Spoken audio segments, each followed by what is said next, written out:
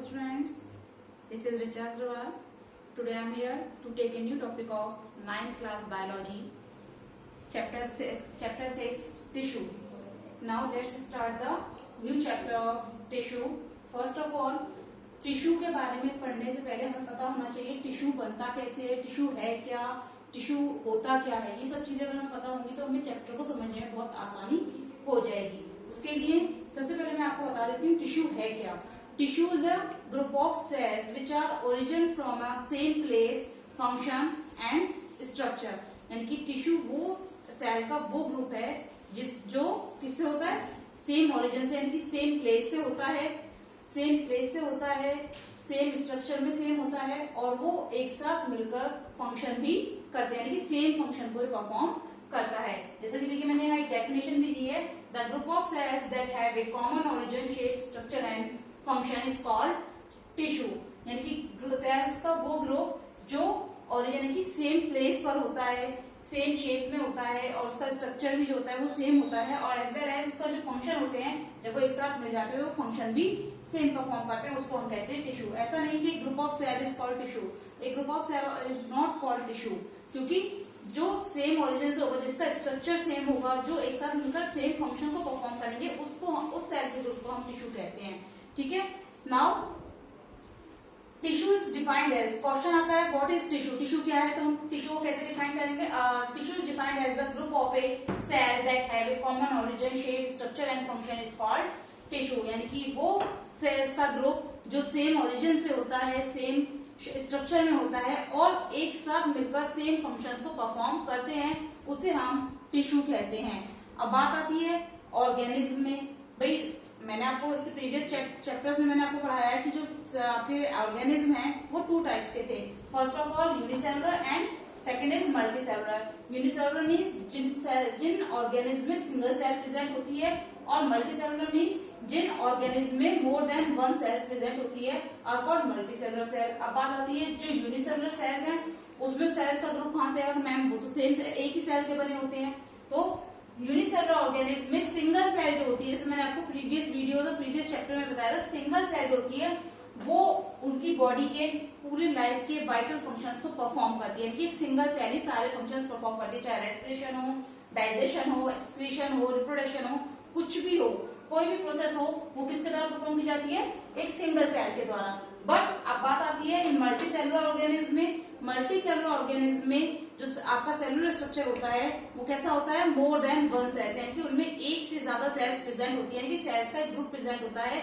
और मैंने आपको बताया था टिश्यू में a group of cell that have a common origin, यानी कि सेल्स का वो ग्रुप जो एक कॉमन ओरिजिन यानी कि पर्टिकुलर एक ही जगह से डेवलप होता है, स्ट्रक्चर में सेम होता है और मिलकर एक साथ एक ही सेम फंक्शन को परफॉर्म करते हैं, उसे हम कहते हैं टिश्यू।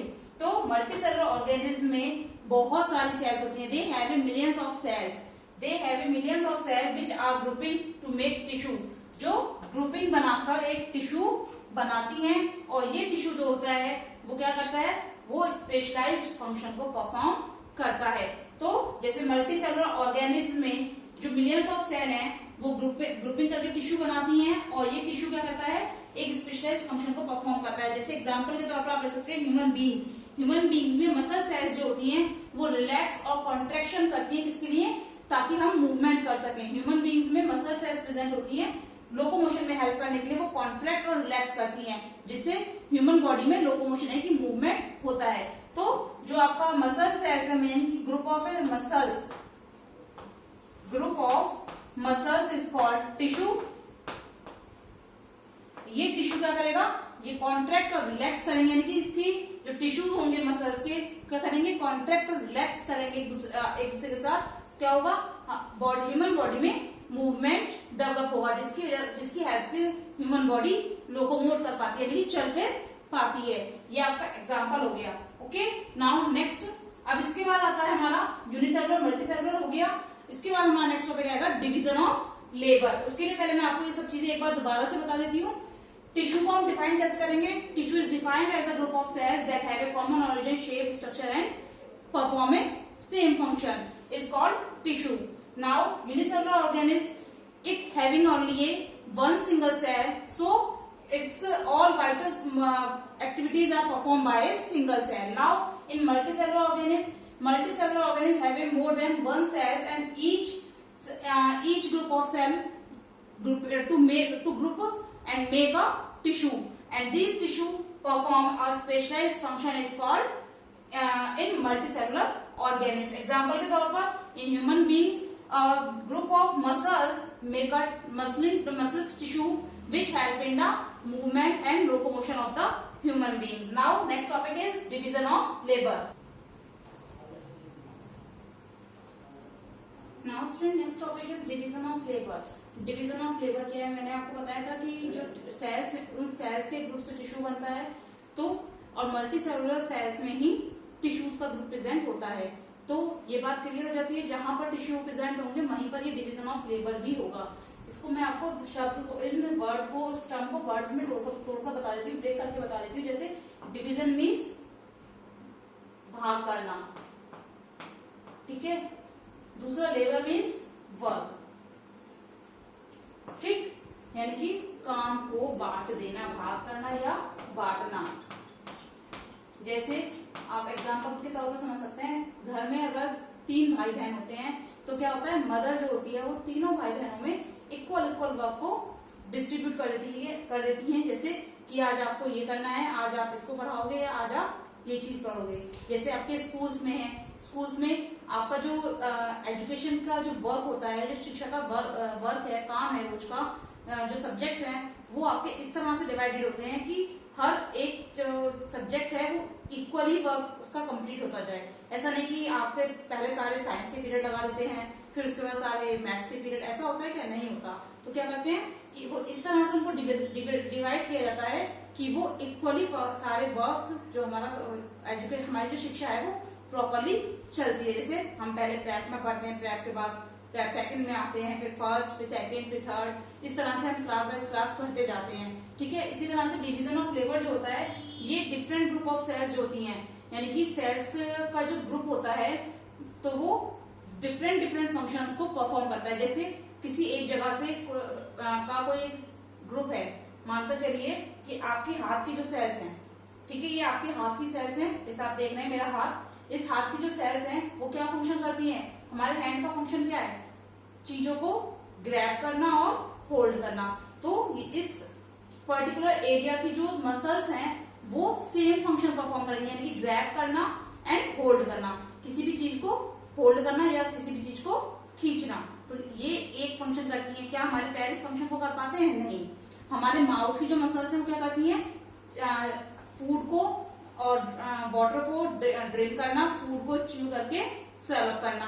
तो जो डिफरेंट हमारे ग्रुप्स हैं टिश्यूज के, वो डिफरेंट फंक्शंस को परफॉर्म करते हैं, जिससे बॉडी के अंदर डिवीजन ऑफ लेबर हो जाता है। यानी कि इस पर्टिकुलर एरिया की जो मसल्स या सेल्स हैं, टिश्यूज हैं, वो इस फंक्शन को परफॉर्म करेंगे।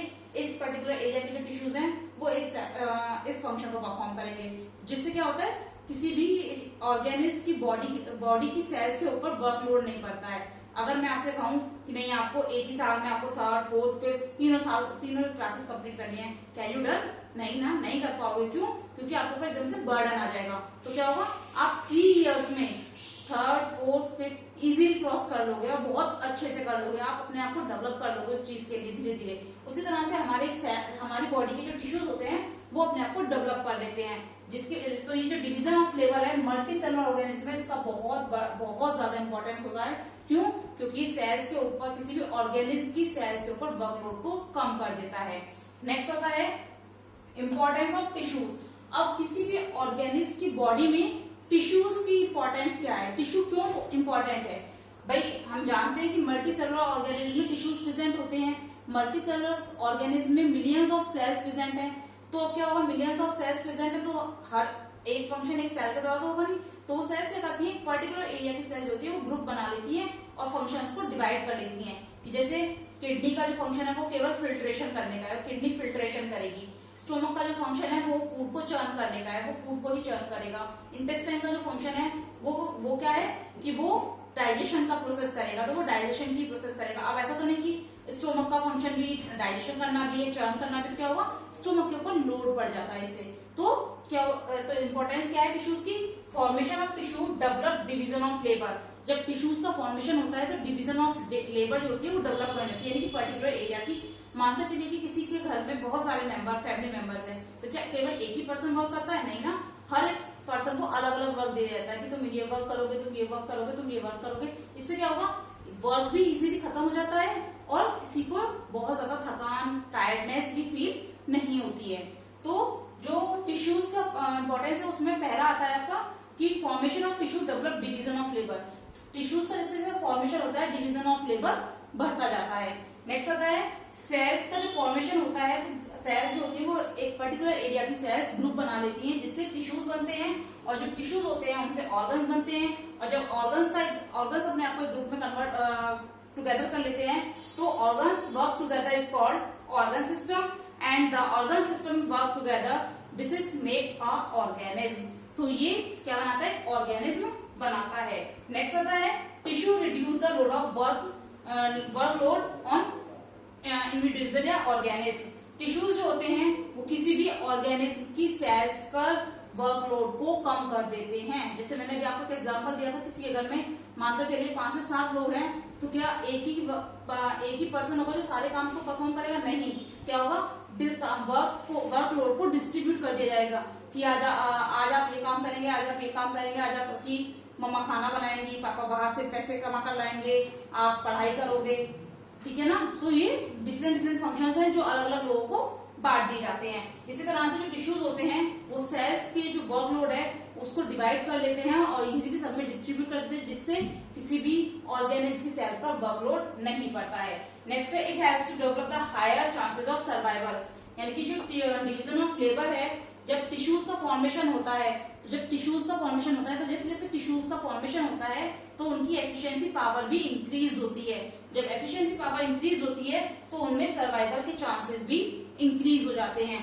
सो now what is division of labour, the different group of cells take up a different or special function of an organism is called division of labor. Importance of tissue is formation of tissue develop division of labor. Cells make in a group that makes tissues, and tissues work together is called organ, and these organs work together make a organ system, and these organ system makes an organism. Now next is tissues reduce the workload on organism of the organism on cell. Next is it helps to develop the higher chances of survival of an organism. किसी भी organism के जो survival के chances होते हैं वो tissues की वजह से इंक्रीज हो जाते हैं। Now next question is that कि टिश्यूज जो होते हैं वो प्लांट्स, क्योंकि हमारे मल्टीसेलुलर में प्लांट्स और एनिमल्स दोनों आते हैं, तो जो प्लांट्स और एनिमल्स हैं वो क्या करते हैं, क्या उनमें दोनों में सेम टाइप्स के टिश्यूज प्रेजेंट होते हैं। तो नेक्स्ट क्वेश्चन आता है क्या प्लांट्स और एनिमल्स दोनों में सेम टाइप के टिश्यूज प्रेजेंट होते हैं या डिफरेंट टाइप्स के टिश्यूज प्रेजेंट होते हैं। Now let's start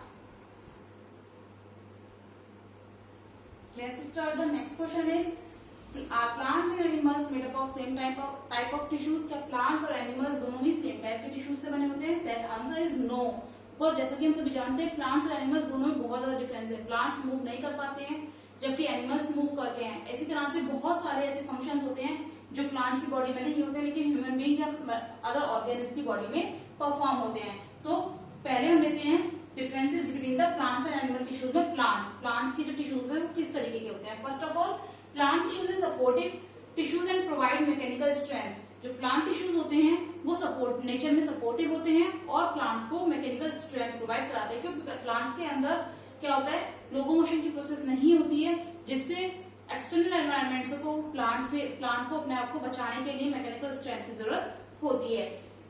they need less energy and maintenance, यानी कि जो प्लांट टिश्यूज होते हैं उनको कम एनर्जी की जरूरत होती है और कम मेंटेनेंस की जरूरत होती है, जबकि एनिमल्स टिश्यूज होते हैं उनको ज्यादा एनर्जी के साथ साथ ज्यादा मेंटेनेंस की जरूरत भी होती है। इसी तरह से most of the tissues of plant are dead.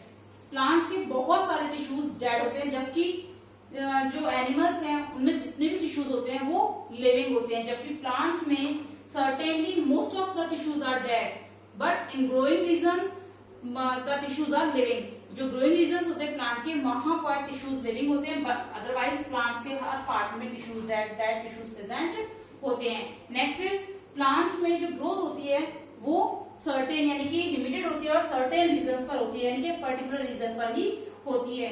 जबकि एनिमल्स में जो ग्रोथ होती है वो कैसी होती है, एनिमल्स में जो ग्रोथ होती है वो यूनिफॉर्म होती है, यानी कि एक समान होती है. जबकि प्लांट्स में जो ग्रोथ होती है वो अनयूनिफॉर्म होती है और लिमिटेड होती है. कुछ ही सर्टेन रीजन्स पर, मानकर चलिए कि जो उसका टॉप है उस पर ही होगी, या रूट्स का जो नीचे टॉप पार्ट होता है उस पर ही होती है. ठीक है, वो मैं आपको प्लांट टिश्यूज एक्सप्लेन करूंगी तब मैं आपको बताऊंगी growing part of stem and root. Now next is they have a clear demarcation in dividing and non dividing tissues, यानी कि डिवाइडिंग और नॉन डिवाइडिंग टिश्यूज को हम इजीली क्या कर सकते हैं, डिफरेंट अलग अलग कर सकते हैं, डिफरेंसेस कर सकते हैं उनके बीच में. कैसे, क्योंकि जो डिवाइडिंग टिश्यूज होते हैं उनका जो स्ट्रक्चर होता है वो अलग टाइप का होता है, जबकि जो नॉन डिवाइडिंग टिश्यूज होते हैं उनका जो स्ट्रक्चर होता है वो डिफरेंट टाइप्स का होता है. Now organization is simple. Living beings की जो ऑर्गेनाइजेशन होती है वो कॉम्प्लेक्स फॉर्म में होती है, जबकि जो प्लांट्स की जो ऑर्गेनाइजेशन होती है वो सिंपलर फॉर्म में होती है. इसी तरह से प्लांट टिश्यूज जो होते हैं वो पूरी लाइफ डिवाइड करते रहते हैं, जबकि एनिमल्स में ऐसा नहीं होता है. और जो डिवाइडिंग टिश्यूज होते हैं वो सर्टेन लोकेशन पर प्रेजेंट होते हैं, जबकि एनिमल में ऐसा नहीं होता है. मैं आपको एक बार दोबारा से बता देती हूँ, ध्यान से सुनिएगा please. Pay attention to the topic because it is a very important chapter of 9th class. 9th class का ये बहुत ही इंपॉर्टेंट चैप्टर है. सो our plants and animals made up of same type of tissues. No, plants और animals जो होते हैं वो same type of tissues से मिलकर नहीं बने होते हैं, because plant tissues are supportive. plant tissues जो होते हैं वो supportive होते हैं और mechanical strength provide कराते हैं, जबकि जो animals होते हैं उनके tissues को किसकी जरूरत होती है, बहुत ज्यादा एनर्जी और मेंटेनेंस की जरूरत होती है, जबकि प्लांट टिश्यूज को लेस मेंटेनेंस और एनर्जी की जरूरत होती है. प्लांट्स में बहुत सारे टिश्यूज डेड होते हैं, जबकि एनिमल्स में all the tissues are living. सारे टिश्यूज होते हैं वो लिविंग होते हैं, जबकि प्लांट्स में टिश्यूज कैसे होते हैं, डेड होते हैं. ग्रोथ जो होती है प्लांट्स में वो एक सर्टेन रीजन्स पर ही होती है, यानी कि लिमिटेड होती है, जबकि एनिमल्स में जो ग्रोथ होती है वो यूनिफॉर्म नेचर में होती है. We have to clear demarcation in dividing and non dividing tissues. हम डिवाइडिंग और नॉन डिवाइडिंग टिश्यूज में इजीली डेमार्केशन यानी कि डिफरेंसेस कर सकते हैं प्लांट की बॉडी में, जबकि एनिमल बॉडी में ऐसा नहीं हो पाता है. ऑर्गेनाइजेशन जो होती है प्लांट की वो सिंपल होती है, जबकि एनिमल्स की जो ऑर्गेनाइजेशन होती है वो कॉम्प्लेक्स होती है. नेक्स्ट आता है प्लांट्स जो होते हैं उनमें जो टिश्यू डिवाइडिंग टिश्यूज होते हैं वो through out the life divide करते रहते हैं, जबकि एनिमल्स में ऐसा नहीं होता है. So now next topic is that plant tissues. अब मैं आप लोगों को अगला टॉपिक पढ़ाऊंगी प्लांट टिश्यूज के बारे में. So please pay attention on the video. Now students next topic is plant tissue. इससे पहले मैंने आपको बता दिया था व्हाट इज टिश्यू, टिश्यू की importance of tissue, division of labour. Now division of labour के बाद मैंने बताया कि importance of division of labour. ठीक है, now next topic is plant and tissues are made up of same kind of tissues. No, answer is no. Next topic is plant tissue. So let's start the new topic of tissue chapter, plant tissue. Plant tissue के बारे में पढ़ेंगे. इसमें हम plant tissue is divided in two categories on the basis of the ability of the dividing capacity of plant tissue. Plant tissue की dividing capacity के आधार पर plants को two categories में divide किया गया है. First of all is meristematic tissue and second is permanent tissue. Meristematic tissue और permanent tissue. मैंने इसका नीचे क्लासिफिकेशन बनाया है. It is a classification of plant tissue.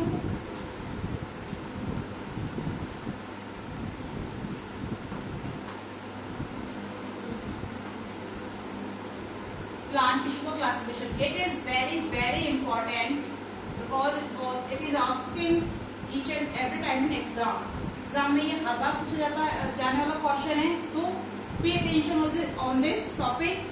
Plant tissue को फर्स्ट 2 पार्ट्स में डिवाइड किया गया है, meristematic tissues and permanent tissues. जैसा कि इनके नाम से meristematic and permanent. Permanent means जो टिश्यूज डेड हो जाते हैं यानी कि परमानेंट हो गए, ठीक है। मेरिस्टेमेटिक मीन्स जिन टिश्यूज में डिवाइडिंग कैपेसिटी होती है, यानी कि टिश्यूज लिविंग होते हैं। आपके meristematic tissues are living and permanent tissues are dead. It is one difference between the meristematic tissue and permanent tissue, ठीक है। Meristematic tissues are further divided in 3 parts. Meristematic tissues को further 3 parts में divide किया गया है because these tissues are found only in certain part of the plant body. Plant body के केवल कुछ ही पार्ट पर ये टिश्यूज पाए जाते हैं। First of all apical meristem, second is intercalary meristem and third is lateral meristem. तो जो मेरिस्टेमेटिक टिश्यूज होते हैं लिविंग होते हैं, प्लांट बॉडी के पर्टिकुलर एरियाज पर पाए जाते हैं, ग्रोइंग टिप्स पर पाए जाते हैं, ग्रोइंग पार्ट पर या ग्रोइंग टॉप पर पाए जाते हैं और इनको 3 पार्ट में डिवाइड किया गया है, apical meristem, intercalary meristem and lateral meristem. Now next is permanent tissues. Permanent tissues are dead cells, dead tissues and these are divided in 3 types. In previous syllabus they are divided in 2 types but now it is divided in 3 types.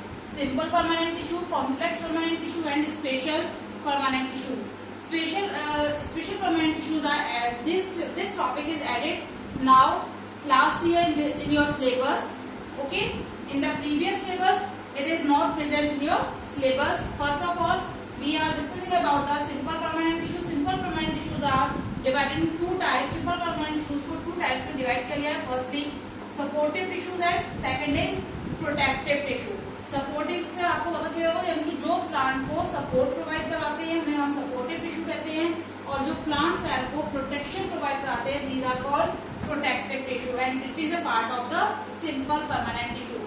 ये simple permanent tissues को further 2 parts में divide किया गया है, इसमें support देने वाले tissues में और प्लांट बॉडी को प्रोटेक्ट करने वाले टिश्यूज में। तो सपोर्टिव टिश्यूज को के 3 पार्ट्स फर्दर हुए, फर्दर 3 पार्ट्स है। First of all A is parenchyma, मैं आपको यहाँ लिखकर बता देती हूँ। ए इज पैरेन्काइमा, ठीक है। अगर आपको क्लियरली यहाँ नजर ना आओ तो मैं यहाँ लिख देती हूँ। First of all supportive tissue is further divided into 3 parts. First is parenchyma, second is collenchyma, not chlorenchyma. Second is collenchyma, ठीक है। क्लोरेन क्या होता है जिसमें क्लोरोफिल प्रेजेंट होता है, पर यहाँ पर क्लोरेन नहीं है, collenchyma है, ठीक है। Now third is sclerenchyma.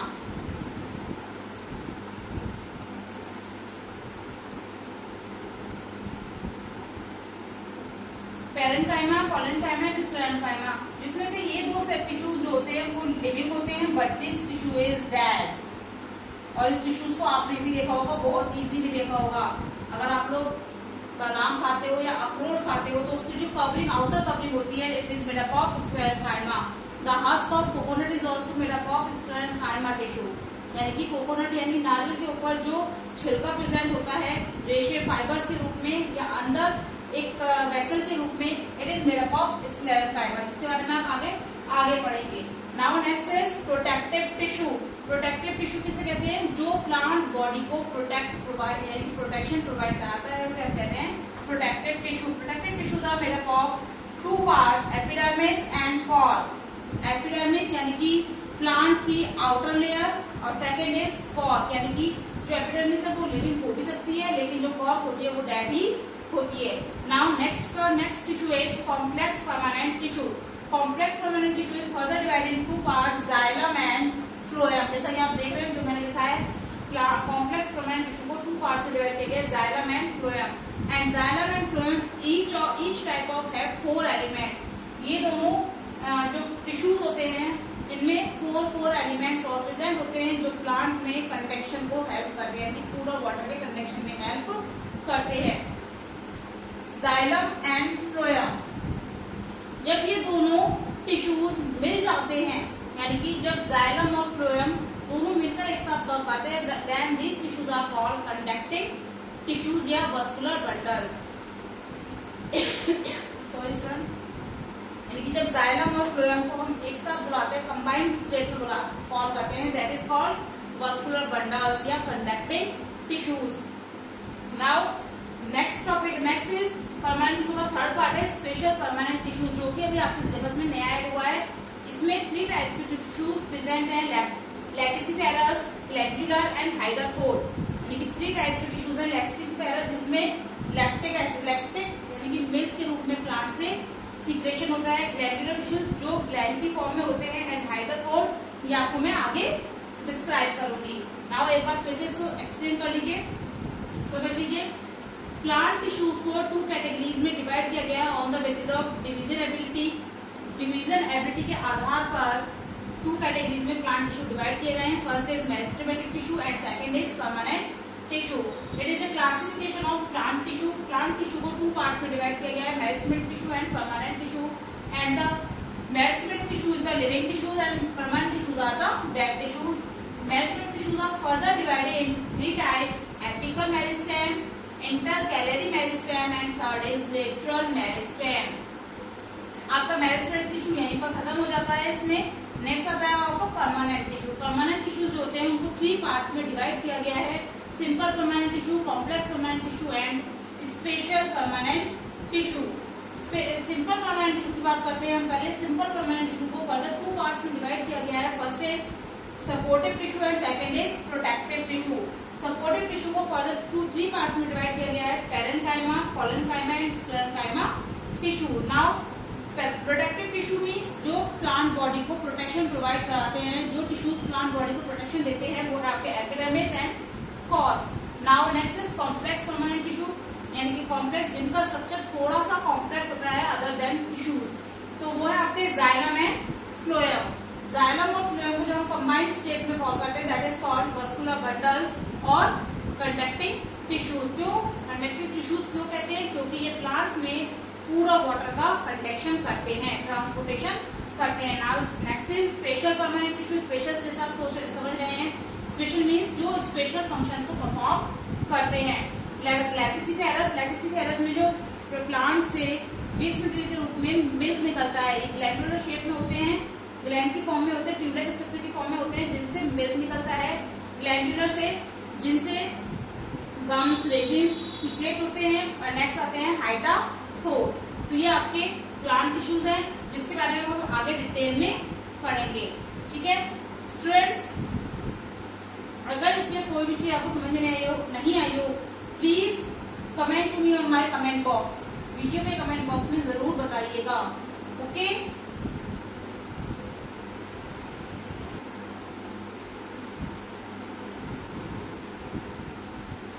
Student, यहाँ मैंने आपको प्लांट टिश्यू के बारे में शॉर्ट में समझा दिया। डिटेल में हम आगे वाले वीडियोस में बात करेंगे। अगर आपको मेरा ये वीडियोस पसंद आता है तो प्लीज इसको लाइक करिएगा और शेयर करिएगा। अगर आपने मेरे चैनल को सब्सक्राइब ना किया हो तो प्लीज सब्सक्राइब कीजिएगा। उसके पास में एक बेल आइकन आता है और उस बेल आइकन को प्रेस कीजिएगा, जिससे आपको मेरे अगले नेक्स्ट आने वाले वीडियोस के नोटिफिकेशन मिलते हैं। Now thank you.